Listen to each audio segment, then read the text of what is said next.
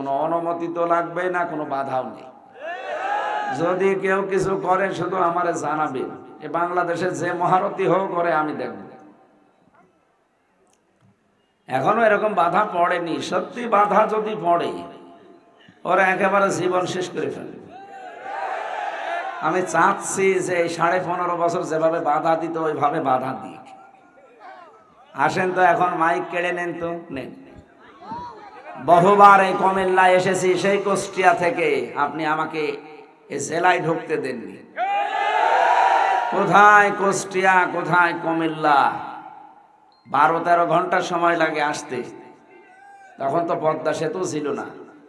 এখন নাই, 9 ঘন্টা হলে চলে আসতে পারলাম। আজকে আমার 8.5 ঘন্টা 9 ঘন্টা সময় লেগেছে। সে ফজরের পরে কুষ্টিয়া থেকে বের হয়েছি আমি, এখানে এসে মাগরিব পড়লাম।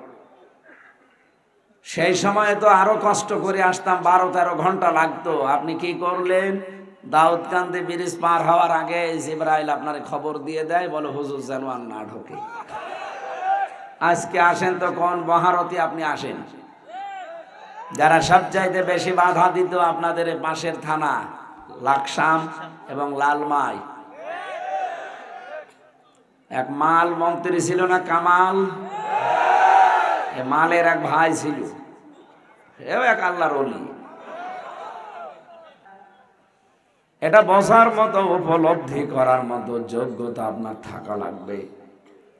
এই জন্য অ্যাক্টিভ হয়ে শুনতে হবে। পৃথিবীর কোনো কথা শুনতে হলে এত বেশি আদব দেখাতে হয় আমি পাইনি।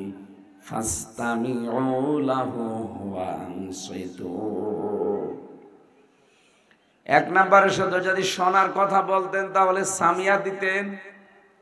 ফাস্তামিউ দিয়ে আল্লাহ জানাতে চেয়েছেন শুধু শুনলে হবে না, মনোযোগ দিয়ে শোনা লাগবে। কারণ এটা আমরা বসে আছি, শুধু বসে আছি না, আমরা ইবাদতে আছি। ওয়াংসিতু, চুপ থাকা লাগবে। দেখছি এখনো অনেকে গল্প করছেন, কথা বলছেন, আপনার ইবাদত কিন্তু হচ্ছে না। এই জন্য এখানে এসে যদি সওয়াবের দায় গোনা হয়ে যায়, আপনি বাড়ি চলে যান। গল্প শেষ হয়নি এখনো, আরেকটু করেন। এখনো 10-15 মিনিট আছে, করেন।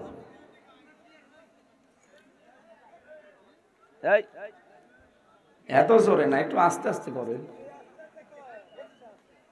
হয়েছে? ঠিক আছে।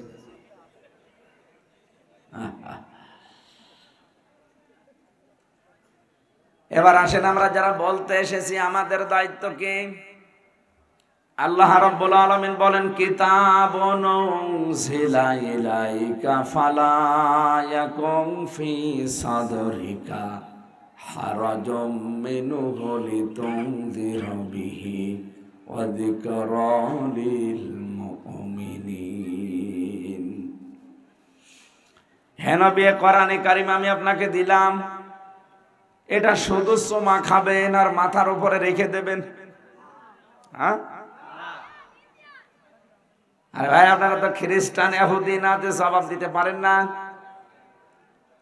এটা সিঙ্গাপুরে 100 ভাগের 95 ভাগ অমুসলিম বাস করে। সেখানে যদি বায়ান করি, অন্তত তারা মুখ বন্ধ করে বসে থাকতে পারে যে না, মুসলমানদের পক্ষে রায় দিয়ে আমার দরকার কি? বলেন তো, যে কথাটা পর্যন্ত বললাম, কোরআন শুধু চমা খাওয়া মাথার উপরে রাখার জন্যে? হ্যাঁ, জবাব ছাত্রের মতো দেবেন। এটা ক্লাস চলছে।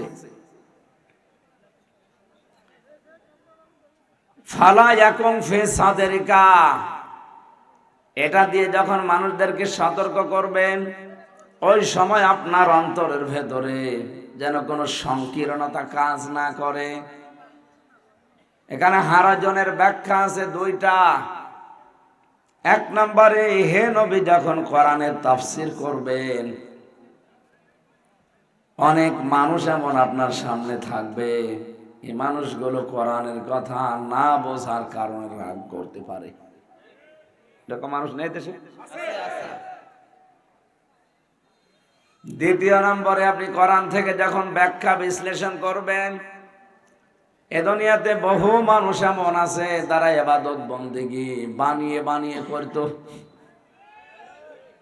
আবহমান কাল থেকে এমন এমন নিয়ম নীতি ইসলামের নামে চলে আসে যেগুলো আসলে ইসলাম না, মানুষ আন্দাজে বানিয়ে নিয়েছে আবেগে। আর এগুলো কুমিল্লা, ব্রাহ্মণবাড়িয়ায় 2 জেলায় বেশি।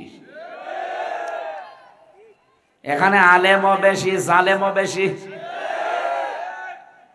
বাংলাদেশে সব চাইতে বড় নিকৃষ্ট মানুষ যারা, আমি নাম নিলাম না, তার কারণে কুমিল্লা বিঘা বিভাগ পর্যন্ত আল্লাহর ওলি দেয়নি। নিকৃষ্ট মানুষ ওনার দৃষ্টিতে হতে পারে, আমি যতটুকু বুঝি মোশতাক সাহেব সব চাইতে উত্তম মানুষ ছিলেন, ঠিক কাজ করেছিলেন। যদিও তার নামের কারণে আপনাদের বিভাগ দেয়নি, এবার হবে ইনশাআল্লাহ। কুমিল্লা 17 জেলার ভেতরে 1 জেলা, এটা ঐতিহ্য আছে না কুমিল্লার। যদিও কিছু মানুষ তাহিরি ভাইয়ের ভক্ত হওয়ার কারণে শিরিক বেদাত আরম্ভ করেছেন, ওটাও বন্ধ হয়ে যাবে ইনশাআল্লাহ। এই পাশের জেলা তো একটু মানে আঁচ লাগে, কিন্তু না, আপনাদের এই জেলায় আলেম বেশি। আলেমরা কি করে, কি এই ভণ্ড আসে কি করে? আল্লাহর নামের সাথে যারা অন্য কাউকে জুড়ে ডাকে তাদের শাস্তি আল্লাহ বলেন ডবল হবে। সূরা ফুরকান 68 নম্বর আয়াতের প্রথম অংশে আছে, মাআল্লাহি ইলাহান আখারা, যে মানুষগুলো আল্লাহকে ডাকে তার সাথে অন্য কাউকে জুড়ে দেয়, কেল্লা বাবা, ফতে বাবা, এগুলো জুড়িয়েছে না, এর শাস্তি ডবল হবে। ইদাফ লাহুল আযাব ইয়াউমাল কিয়ামা, কিয়ামতে এই মানুষগুলোর শাস্তি আল্লাহ ডবল দেবে। সুতরাং জেনে শুনে এই কাজ করে মানুষদেরকে জাহান্নামে নেওয়ার জন্য, আমার মনে হয় কোনো এজেন্ডা বাস্তবায়ন করে। শয়তান ওরে মনে হয় মুরিদ বানিয়েছে। তাছাড়া যে কাজ কারবার করে ইসলামের নাম নিয়ে, যে নাচানাচি করে, শয়তানও অত নাচে না, ওরে দায়িত্ব দিয়ে শয়তান মনে হয় বিড়ি খাচ্ছে। এই জন্য আমরা আশা করব উনি শুধু না, যারাই আসবে বলবেন কোরআন শরীফ হাতে নিন, এক একটা শব্দের 8টা 10টা 15 20টা করে অর্থ বের করেন, তাফসিরের নাম বলেন, এরপরে আমাদেরকে বোঝান। ওই কোন বাবা কি করেছে, কোন দাদা কি করেছে, ওইটা শোনার জন্য রাত জেগে বসে নেই। হ্যাঁ বলতে পারবেন না?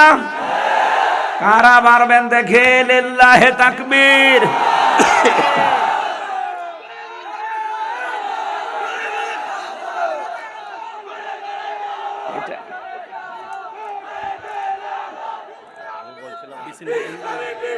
না ঠিক আছে,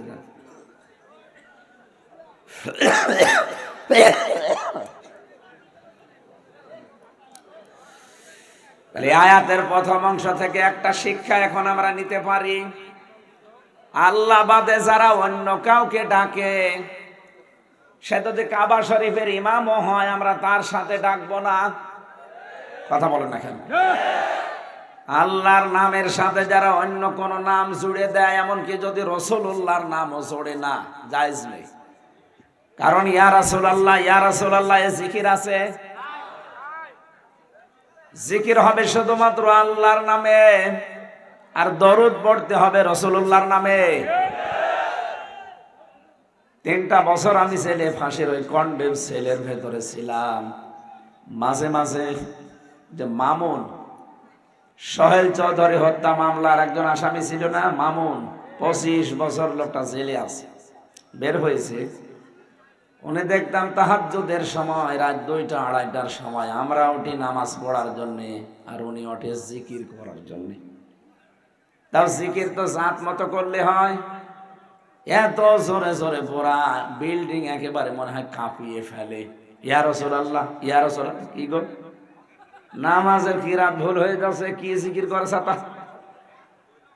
মাওলানা মামুনুল হক ভাই আর আমি 2জন এক জায়গায় ছিলাম, ওনারে ডাক দিলাম একদিন, কি জিকির করেন আপনি? বলছে রসুলের ইশক। আপনাকে মনে হয় কেউ এরকম বুঝিয়েছে। যা আমার এক হুজুর ছিল, সে এসে বলেছে যে রাসূলুল্লাহর ইশকে জিকির করা লাগবে। আমি বললাম ভাই রাসূলুল্লাহর নামে কোনো জিকির নেই, জিকির আছে আল্লাহর নামে। ওয়ালিল্লাহিল আসমাউল হুসনা ফাদউহু বিহা। সূরা আরাফ 9 নম্বর পারার 13 নম্বর পৃষ্ঠা 4 নম্বর লাইনের 180 নম্বর 81 নম্বর আয়াত। এর প্রথম অংশে আল্লাহ বলেন আমাকে ডাকতে চাও, আমার বহু সুন্দর নাম আছে, যে নামে পারো ডাকো, কিন্তু সাবধান আমার নামকে পরিবর্তন করে দিবা না।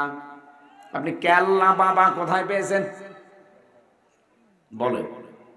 আপনি তো জিকির করেন কেল্লা বাবা, ফতে বাবা, ইয়ালি বাবা, শাহ আলী বাবা, ন্যাংটা বাবা, এগুলো সব আপনার মন গড়া বানানো।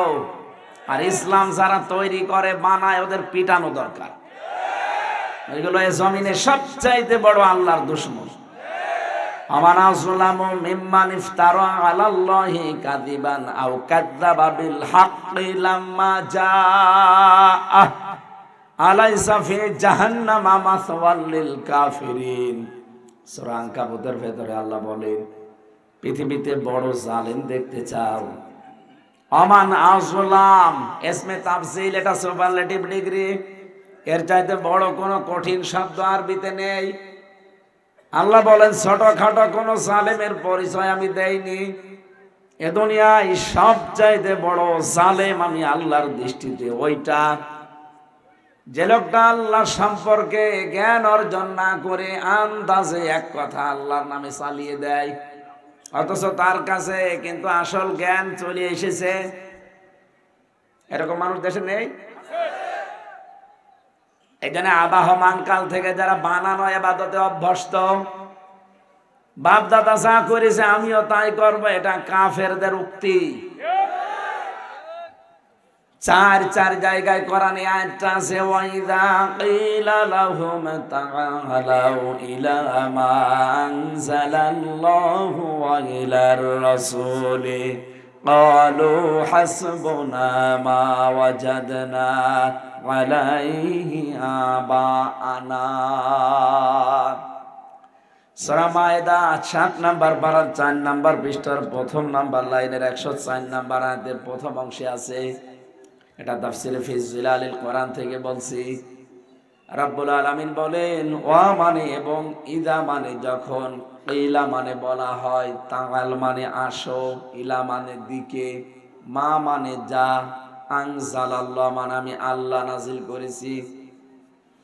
হে নবী দুনিয়ার মানুষকে আপনি যখন বলবেন আসো, আল্লাহ যা নাজিল করেছে ওইটার দিকে আসো, আমি রাসূলের আদর্শের দিকে আসো।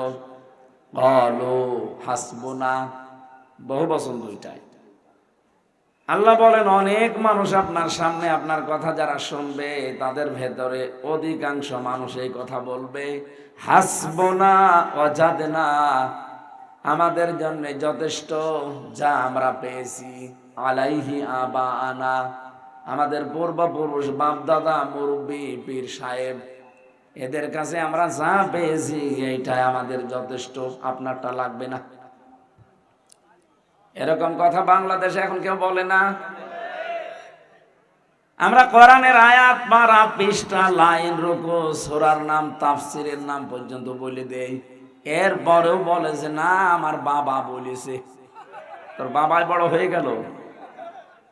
আমার মনে হয় নবীজি যদি এখন থাকতো নবী কেউ বলতো না আপনারটা মানি না, আমার বাবা বলেছে। এই যে আমার বাবা বলেছে, আমার দাদা বলেছে, এই কথা কাফেরদের। কাদের? বলেন বলেন। এই রোগটা এখন অনেক মুসলমান নামধারী মুনাফিকের ভেতরে জড়ো হয়েছে। সুতরাং আমরা যেন হেফাজত থাকি নিজেদেরকে। হ্যাঁ, ভুল মানুষই করবে, ভুল হতেই পারে, যদি সঠিকটার সামনে চলে আসে পেছনে আর তাকানো যাবে না। কি কথা বলেন না কেন?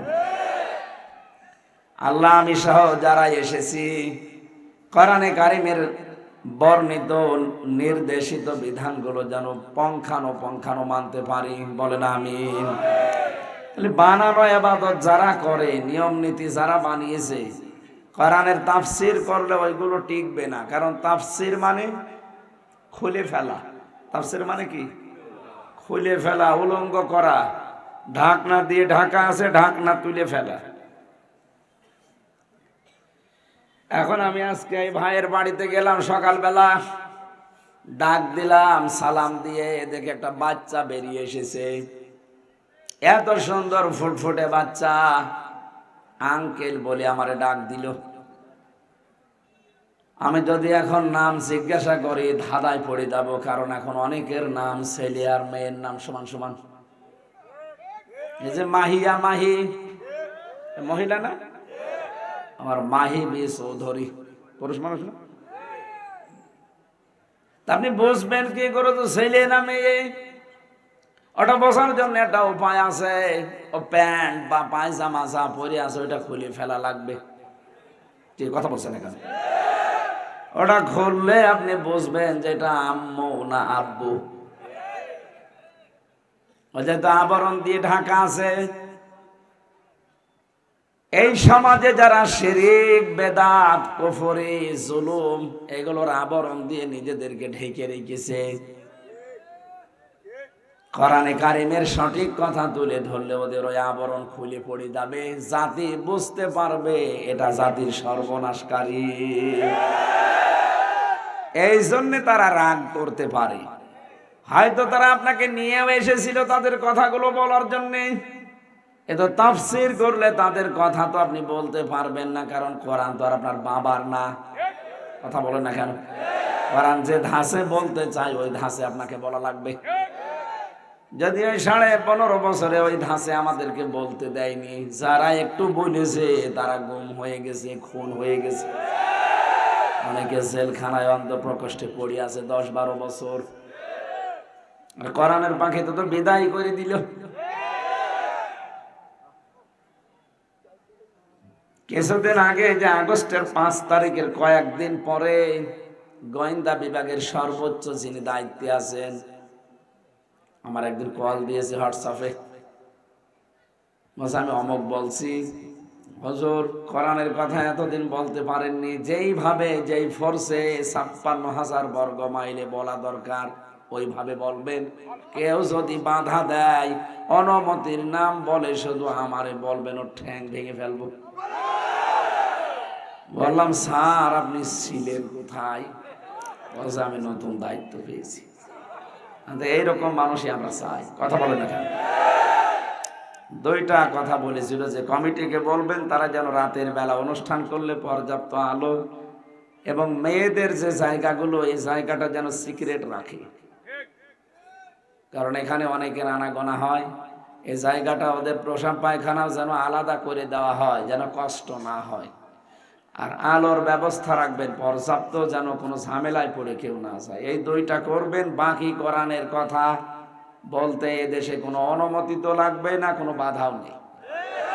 যদি কেউ কিছু করে শুধু আমারে জানাবেন। এ বাংলাদেশে যে মহারথী হোক করে আমি দেখব। এখনো এরকম বাধা পড়েনি। সত্যি বাধা যদি পড়ে ওরা একেবারে জীবন শেষ করে ফেলবে। আমি চাচ্ছি যে 15.5 বছর যেভাবে বাধা দিত ওইভাবে বাধা দিই। আসেন তো এখন মাইক কেড়ে নেন তো, নেন। বহুবার এই কুমিল্লায় এসেছি, সেই কুষ্টিয়া থেকে আপনি আমাকে এই জেলায় ঢুকতে দেননি। কোথায় কুষ্টিয়া, কোথায় কুমিল্লা? 12-13 ঘন্টা সময় লাগে আসতে। তখন তো পদ্মা সেতু ছিল না। এখন নাই, 9 ঘন্টা হলে চলে আসতে পারলাম। আজকে আমার 8.5 ঘন্টা 9 ঘন্টা সময় লেগেছে। সে ফজরের পরে কুষ্টিয়া থেকে বের হয়েছে, আমি এখানে এসে মাগরিব পড়লাম। সেই সময় তো আরো কষ্ট করে আসতাম, 12-13 ঘন্টা লাগতো। আপনি কি করলেন? দাউদকান্দি ব্রিজ পার হওয়ার আগে জিবরাইল আপনার খবর দিয়ে দেয়, বলে হুজুর যেন আর না ঢোকে। আজকে আসেন তো কোন মহারথী আপনি আসেন? যারা সবচাইতে বেশি বাধা দিত আপনাদের পাশের থানা লাকসাম এবং লালমাই। এক মাল মন্ত্রী ছিল না কামাল? মালের এক ভাই ছিল, এও এক আল্লাহর ওলি। এমন কোন অপকর্ম নেই আল্লাহর ওলি করে নাই। আর এই পাশেরটা ছিল যেটা লাকসামের, এইটারও এক শালা ছিল, এবার আর এক আল্লাহর ওলি। সব সময় লাল পানি নিয়ে থাকে আর বাকি কিছু বললাম না। আপনি আজকে আসেন, সে মহব্বত হোক আর আন মহাব্বত হোক। আজকে এসে মাইক কেড়ে নেন যে না আজকে কথা বলতে দেব না, আসেন, আমি অফেন্স বলছি, নিয়ে যান। শুধু কুমিল্লা না, সারা বাংলাদেশে একই অবস্থা। জালেমদের এখন ইঁদুরের গর্তও নেই। কোরআনের পাখি যা যা বলেছিল প্রত্যেকটা শব্দ অক্ষরে অক্ষরে মিলে যাচ্ছে। বলেছিল না যে জালেমরা গর্ত পাবে না ইঁদুরের, এখন ইঁদুরের গর্ত আছে জালেমদের। তারপরও ষড়যন্ত্র অনেকে করছে। সচিবালয়ে যারা আগুন লাগিয়েছে, যারা মেন দায়িত্বে ছিল, আমার কুষ্টিয়ার সাবেক এসপি একজন তানভীর আরাফাত, এটা এই জালেমদের একেবারে পাক্কা দোসর ছিল। বঙ্গবন্ধুর মূর্তি ভাঙার কারণে এমন এমন কথা আলেমদের বিরুদ্ধে বলেছিল। ওই সময় কয়েকদিন আগে গ্রেফতার হয়েছে। আমার মনে হয় ওরা ডিম দেওয়া দরকার, তাহলে সব বেরিয়ে আসবে কারা এই জায়গায় আগুন লাগিয়েছে। এই কথা বলে না কেন? বহু ছাড় দিয়েছি, আর কোনো ছাড় নেই। বিশেষ করে দেশ নিয়ে কেউ ষড়যন্ত্র করলে সে যে মহারথী হোক, ওর কোনো ক্ষমা নেই। পাশের রাষ্ট্র আমাদের প্রতিবেশী, এটা কোলাঙ্গার প্রতিবেশী। এরা সবাই না, ওই উগ্রপন্থী হিন্দু যারা, তারা এই শয়তানরা শুধু নিজেদের স্বার্থে বানিয়ে বানিয়ে মিথ্যা সংবাদ আমাদের দেশের বিরুদ্ধে প্রচার করে। বিশ্ব মিডিয়াকে দেখাতে চায় যে বাংলাদেশে সংখ্যালঘু নির্যাতন হয়, অথচ সবচাইতে বেশি শান্তিতে আছে সংখ্যালঘুর দিক থেকে বাংলাদেশের মানুষ। গোবিন্দ পরামানিক কয়েকদিন আগে ঘোষণা দিয়েছে, সেদিন আমিরে জামাত ডাক্তার শফিকুর রহমান হাফিজাহুল্লাহ গিয়েছিল গাইবান্ধা এবং খুলনা। এই দুই জায়গায় দুইজন হিন্দু পুরোহিত ঠাকুর, তারা পর্যন্ত বলছে বাংলাদেশে আগস্টের 5 তারিখের পরে সবচাইতে বেশি আরামে আছি। আপনি এই মিথ্যা তথ্য ছড়ান কার কার ইশারায়? ভারতের সব মিডিয়া খারাপ না, কয়েকটা যেগুলো মলম বিক্রি করে, ময়ূখ, এই শয়তানের নাম আমি দিয়েছি হকার। হকার বললেও হকারের মান মর্যাদা ক্ষুণ্ণ হবে। এত মিথ্যা কথা মানুষ বানিয়ে বলতে পারে, ওরে না দেখলে আমি বুঝতাম না। বাংলাদেশের আগে উকিলরা বলতো বানিয়ে বানিয়ে, সরকারি উকিল যেগুলো ছিল, আর এখন শুরু করেছে এই শয়তান। যত যা করেন, এই দেশের 18 কোটি মানুষ এখনো জীবিত আছে। পালিয়েছে যারা, ওরা এই দেশের নাগরিক না। এই কথা বলেন না কেন? আপনি নাগরিক হলে পালিয়ে গেলেন কেন? বলে আমি ভয় পেয়েছি। এত ভয় পাবেন কেন? এমন কাজ কেন করবেন যে এত ভয় পাওয়া লাগে? ফামা বাকাতা আলাইহিমুস সামাউ ওয়াল আরদু ওমা কানু মুনজারিন। এমন মানুষ দুনিয়া থেকে চলে যায়, তার জন্য আকাশেও কেউ কাঁদে না, জমিনেও কেউ কাঁদে না, ইন্না লিল্লাহ পড়ে না, এবং তাদেরকে অবকাশও দেওয়া হয় না। আল্লাহর এই আয়াত বাংলাদেশে একেবারে খাপের খাপ মিলে গেছে। এই জন্য আমরা যারা সামনে আসবো, চেয়ারে বসবো, এরা যেন এমন কোনো কাজ না করে যে 5 বছর পরে আপনার বাড়িও শ্মশান হয়ে যাচ্ছে। কুষ্টিয়ায় হানিফের বাড়ি এখন শ্মশান, কেউ থাকে না, শয়তানও বাস করে না, কারণ এখন ওটা গণ টয়লেট হয়ে গেছে। শয়তান ওখানে থেকে প্রসাব খাবে। আপনাদের পাশের থানা লাকসামের এটাও আজকে শুনলাম, ওইটাও এরকম আয়না ঘর লিখে দিয়েছে। ঠিকই করিস, কারণ জালেমদের প্রত্যেকটা বাড়ি ছিল আয়না ঘর আর টর্চার সেল। আমি তো নিজে সাক্ষী। ওদের বাড়ির নিচে সবগুলো দেখবেন ওরকম গোপন ঘর বানানো আছে মানুষকে অত্যাচার করার জন্য। কি হয়েছে এখন? কেউ থাকে না। এজন্য আমাদের শিক্ষা নেওয়া দরকার। আগামীতে যদি আল্লাহ কাউকে দেন, তারা যেন জুলুম না করেন, তাহলে 5 বছর পরে আপনার বাড়িও কিন্তু গণ টয়লেট হয়ে যাবে। কয়েকদিন আগে মালয়েশিয়া, সিঙ্গাপুর সহ কয়েকটা দেশ ঘুরছিলাম। তাফসীর মাহফিলের দাওয়াত ছিল আমার। মালয়েশিয়া দেখলাম সাহেব পাড়া আছে, সাহেব পাড়া, ঘরগুলো সব তালাবদ্ধ। ওরা থাকে না ওখানে, সব থাকে হোটেলে চুরি করে। যে হোটেল থেকে নামি দেখি 2 শয়তান বসে আছে। কি গো, হুজুর আমরা আগেই পালিয়েছি। আরে শয়তান, কেন সাহেব পাড়া বানালেন ওই ঘরে?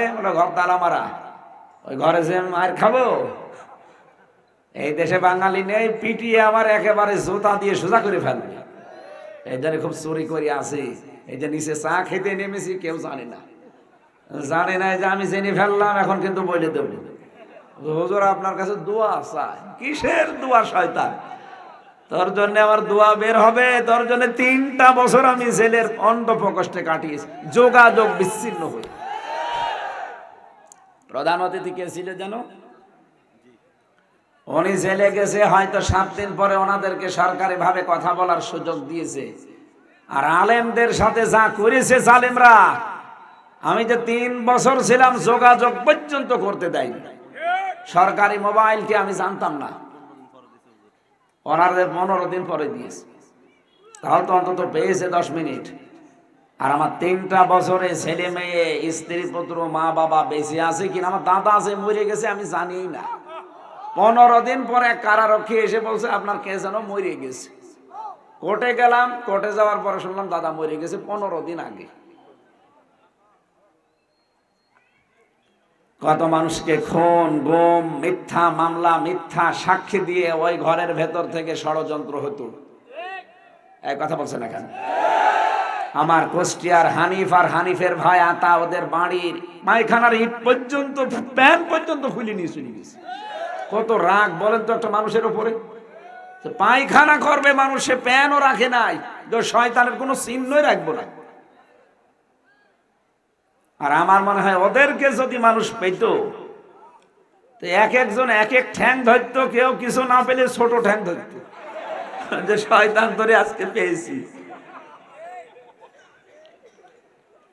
এমন কাজ কেন করা লাগবে এই ছোট্ট দুনিয়ায়, যে আমার চেয়ার পাল্টালে আমিও আর থাকতে পারি না? কেন এই কাজ করা লাগবে?